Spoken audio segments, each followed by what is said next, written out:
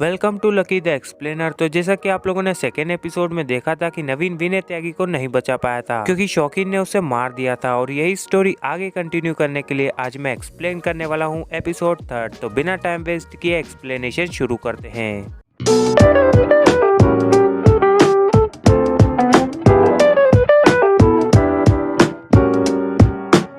Episode की शुरुआत में हम त्यागी जी को देखते हैं जो अपने ही बेटे की चिता को अग्नि दे रहे होते हैं। वहीं हम दूसरी तरफ कुछ पुलिस वाले को देखते हैं जो आपस में बात कर रहे होते हैं कि नए एसएसपी साहब ने शौकीन से पंगा लेकर ठीक नहीं किया। तभी वहाँ पर एक लड़की आती है और उन तीनों पुलिस वालों से सलारपुर का रास्ता पूछती है। फिर उन तीनों में से एक पुलिस वाला जिसका नाम होता है चाहत राम, वो बोलता है कि कल सलारपुर में एक लड़के की मौत हो गई है जिससे वहाँ का माहौल अभी ठीक नहीं है। फिर वो लड़की बोलती है कि प्रशासन अब तक क्या कर रही थी, तो चाहत राम बोलता है कि प्रशासन की तो कभी गलती ही नहीं रहती, वो तो एसएसपी साहब की वजह से वो लड़का मारा गया। अब वो लड़की चाय वाले को कुछ एक्स्ट्रा पैसे देकर बोलती है कि अगले 1 महीने तक इनको चाय मेरी तरफ से पिलाना, और वो वहाँ से चली जाती है। फिर चाय वाला इन तीनों पुलिस वालों को बताता है कि ये नेहा मेम साहब थी जो कि दैनिक खबर में एक पत्रकार है। इधर नेहा बिना जांचे पर के नवीन के बारे में अखबार में छाप देती है, जिससे ये देख के नवीन भी थोड़ा डिप्रेस हो जाता है। अब नवीन बलराम को शौकीन के आदमियों को उठाने का ऑर्डर देता है और सबसे पहले पकड़ में आते हैं बाबूश और करीम। पुलिस वाले इन्हें पकड़ के जेल में डाल देते हैं। अब नवीन इनके पास आता है और करीम को बाहर भेज देता है और बाबूश से विनय के बारे में पूछता है, पर वो नहीं बताता। फिर उसकी बहुत धुलाई होती है और उसकी आवाज सुनकर बाहर बैठा करीम बहुत डर जाता है। अब नवीन मेरठ से अपने कुछ साथी बुलाता है और उन्हें मुजफ्फरनगर की गैंग से इंट्रोड्यूस कराता है कि शौकीन गैंग पूरब में राज करती है तो देड़ा गैंग पश्चिम में। देड़ा गैंग में चिंटू देड़ा और पिंटू देड़ा और उसके लोकल चमचे बंटी और गुर्जर है। मोहम्मद शौकीन को रंगे हाथों पकड़ना है, इसलिए सलीम को उन पे नजर रखने के लिए उनकी गैंग में शामिल होना पड़ेगा। सलीम बोलता है कि अगर हम मर गए तो हमारे परिवार वालों को क्या मिलेगा, तो नवीन बोलता है कि लाश। मारुति और भाटी को देड़ा गैंग पे नजर रखने का काम सौंप दिया जाता है। नवीन इन सब से बोलता है कि हमें मुजफ्फरनगर से इन 2 गैंग्स का खौफ खत्म करना है। इधर हम शौकीन को देखते हैं जो कि बाबूश के पास आया होता है और वो उससे थोड़ा नाराज भी होता है क्योंकि उसने पुलिस को सब बता दिया होता है। इसलिए शौकीन अपनी गन से बाबूश को हॉस्पिटल में ही शूट कर देता है। दूसरी तरफ नेहा अपनी पत्रकारिता दिखाती है और नवीन से सवाल पूछती है कि आखिर कब तक बेकसूर लोगों की जाने जाती रहेगी। तो नवीन बड़ी चालाकी से नेहा की बात को टाल देता है। इधर सलीम इफ्तिकार बनकर शौकीन पे नजर रखता है और होटल के मालिक से अपने काम के लिए बात भी कर लेता है। अब रात को नवीन अपनी बीवी पूजा के पास आता है और उससे थोड़ी बातचीत करता है। पूजा नवीन को लेकर थोड़ी टेंशन में होती है, तो नवीन बोलता है कि तुम टेंशन मत लो और तुम घर चले जाओ, जब यहाँ पर सब कुछ ठीक हो जाएगा तब तुम वापस आ जाना। तभी नवीन को भाटी का फोन आता है और वो बोलता है कि बंटी का पता चल गया है और नवीन अपनी फोर्स के साथ उस जगह के लिए निकल जाता है। इधर हम पूजा को देखते हैं जो अपना प्रेगनेंसी टेस्ट करती है और वो उसमें पास हो जाती है, मतलब आप समझ ही गए होंगे। और इसी के साथ ये एपिसोड यहीं पर ही खत्म हो जाता है। स्टोरी में आगे क्या होगा ये जानने के लिए आपको देखना पड़ेगा एपिसोड 4, और उसके लिए आपको सब्सक्राइब करके बने रहना होगा लकी द एक्सप्लेनर चैनल पे। अपना और अपनों का ध्यान रखिए। मिलते हैं मेरी नेक्स्ट वीडियो में, तब तक के लिए बाय बाय।